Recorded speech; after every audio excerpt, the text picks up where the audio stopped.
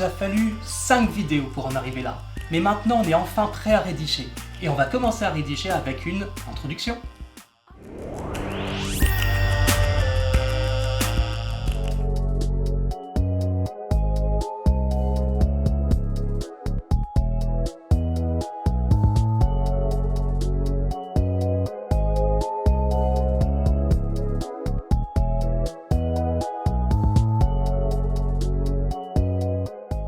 Une introduction sert avant tout à mettre en valeur ta problématique, c'est-à-dire la question essentielle que tu vas couvrir durant tout ton développement. Ainsi, ton introduction doit donner envie de lire la copie, elle doit permettre de comprendre la problématique et surtout de comprendre pourquoi tu as choisi celle-ci.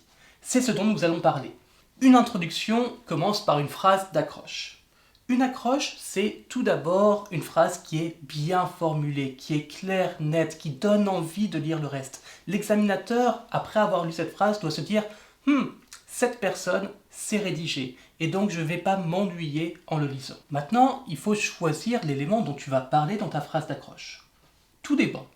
Déjà, si ton sujet est en lien très étroit avec une œuvre du programme, par exemple si ton sujet concerne très précisément les mémoires d'Adrien de Marguerite Yourcenar, tu peux te servir du contexte historique durant lequel ce roman a été rédigé, ou encore te servir du contexte culturel, c'est-à-dire les mouvements artistiques, les mouvements littéraires qui existaient à l'époque où ça a été écrit, si ça peut permettre de donner quelques informations utiles pour comprendre la problématique à venir.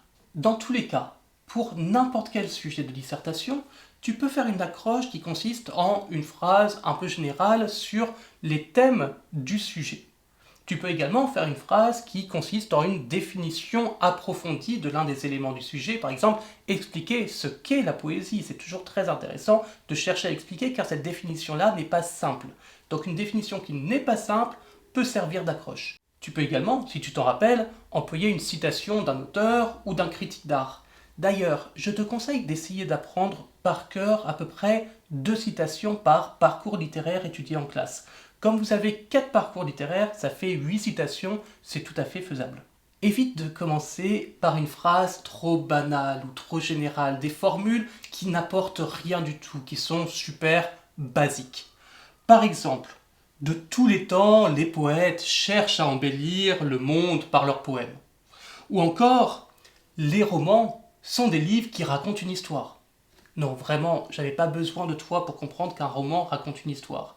Et dire que les poètes cherchent à embellir le monde, on s'en moque, tout le monde peut le dire, ça n'apporte strictement rien, je suis désolé. Par contre, ce qu'il faut que tu retiennes pour créer une bonne accroche, c'est que ta phrase d'accroche doit être en lien avec la problématique que tu vas choisir. En gros, tu dois déjà commencer à faire un teaser, déjà commencer à donner quelques petits indices de la problématique. Comme ça, l'examinateur, ton lecteur se dira « Ah, tiens, intéressant, pas mal ». Une fois que tu as fait l'accroche, si ton sujet de dissertation est en lien très étroit avec une œuvre du programme, c'est-à-dire si on te dit clairement qu'il va falloir analyser cette œuvre-là, il va falloir la présenter. Pour cela, tu vas commencer par donner toutes les informations essentielles, c'est-à-dire le nom de l'œuvre, l'auteur, sa date de publication et son genre. Par exemple, Les Mémoires d'Adrien est un roman écrit par Marguerite Yourcenar et publié en 1951. Il va falloir ensuite présenter quelques éléments pertinents concernant l'auteur, donc des éléments de sa biographie qui peuvent permettre de mieux comprendre le sujet, et également présenter l'œuvre, donc en faire un résumé et présenter certains de ces thèmes qui, là encore, permettent de comprendre le sujet et ta problématique. Car le but, toujours, c'est de préparer à la problématique. Je vais te le répéter à la fin de chacune des sections, je te préviens. Ensuite, tu vas présenter le sujet. Alors, présenter le sujet, c'est tout d'abord définir tous les termes importants de ce sujet. Mais là, tu vas me dire qu'il y a des termes un peu simples, un peu faciles dans ton sujet. Effectivement, tu ne vas pas commencer à définir ce que signifie évoquer ou des choses comme ça. Quoique, quand je te dis quoique, c'est qu'il y a parfois certains mots du sujet qui ont une définition simple. On sait tous, par exemple, ce qu'est un poème. Mais sait-on vraiment ce qu'est un poème ? Sait-on vraiment ce qu'est la poésie ? Car réussir à définir la poésie va apporter quelque chose de plus, va permettre de comprendre le sujet. Si tu as un sujet qui concerne la poésie et qui est en train de dire comment la poésie transforme la réalité, il va être essentiel, vital dans ton introduction d'apporter une définition qui va le plus loin possible de la poésie. Expliquer que la poésie, c'est avant tout des jeux de sonorité, des jeux musicaux, mais qui ne sont pas toujours en rime et en vers. Il y a également de la poésie en rime libre ou bien en prose. Mais également expliquer que le mot poésie vient du grec poiesis, qui signifie création. Et qu'ainsi la poésie, c'est un art de la création, de la transformation de la réalité en quelque chose de supérieur. Si tu arrives à donner cette définition-là, on comprend tout de suite l'intérêt du sujet et on comprend tout de suite pourquoi ce sujet-là, la création, la transformation de la réalité, a été donné par rapport à la poésie. Et donc tu es bien parti. Là, je t'ai fait une explication par rapport au mot poésie et tu vas me dire ouais, c'est ultra spécifique. Mais je pourrais te dire exactement la même chose par rapport à une représentation théâtrale. Car définir représentation théâtrale, c'est expliquer que le théâtre, c'est pas juste un texte écrit par un auteur, mais que c'est également une mise en scène et du travail d'acteur. Et donc que c'est un art multiforme et ainsi, dans ton développement, tu pourras utiliser ces différentes dimensions d'une représentation théâtrale et ne pas te limiter juste au simple texte. Une fois que tu as présenté le sujet, il s'agit également d'en présenter l'intérêt.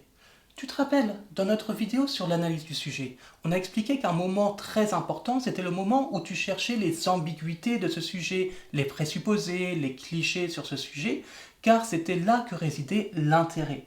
Et bien justement, dans ton introduction, il va falloir que tu montres ce travail-là, il va falloir que tu expliques quelles sont toutes les différentes ambiguïtés de ton sujet, afin que l'on puisse ensuite comprendre le choix de la problématique que tu as fait. Maintenant, tu écris ta problématique. Là, c'est très simple, normalement la problématique est déjà formulée dans ton brouillon. Puis tu fais ton annonce du plan. Alors, bien souvent, on lit des plans avec « dans un premier temps, nous allons voir que, puis dans un second temps, et enfin dans un troisième temps. » Écoute, arrête. Premier, deuxième, troisième, merci. Ton correcteur, il a compris, il n'a pas besoin de toi pour pouvoir compter. Je te conseille plutôt d'aller sur des formulations légères, telles que « nous verrons », puis « enfin ». Ou encore « nous verrons », mais « car ». Un autre exemple serait « après avoir vu telle chose », tu mets ta première partie, « nous verrons », deuxième partie, puis troisième partie. Si tu as envie de voir à quoi ça ressemble concrètement, fais pause sur ce passage dans lequel je te présente une introduction.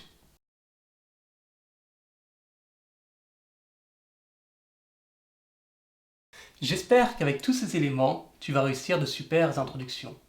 Mais quand on fait une copie, il ne s'agit pas seulement de commencer, il faut également finir. Dans la prochaine vidéo, nous allons parler de la conclusion.